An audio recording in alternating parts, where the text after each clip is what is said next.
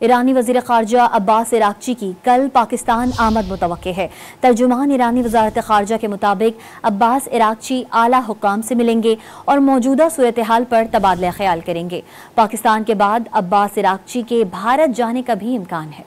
ईरानी वज़ीर ख़ारजा अब्बास इराक़ची की कल पाकिस्तान आमद मुतवक्के है। तर्जुमान ईरानी वज़ारत ख़ारजा के मुताबिक अब्बास इराक़ची आला हुक्काम से मिलेंगे और मौजूदा सूरत हाल पर तबादला ख्याल करेंगे।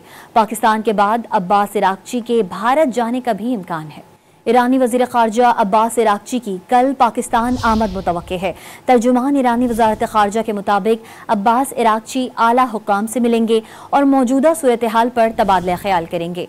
पाकिस्तान के बाद अब्बास इराक़ची के भारत जाने का भी इम्कान है। ईरानी वज़ीर ख़ारजा अब्बास इराक़ची की कल पाकिस्तान आमद मुतवक्के है। तर्जुमान ईरानी वज़ारत ख़ारजा के मुताबिक अब्बास इराक़ची आला हुक्काम से मिलेंगे और मौजूदा सूरत हाल पर तबादला ख्याल करेंगे। पाकिस्तान के बाद अब्बास इराक़ची के भारत जाने का भी इम्कान है।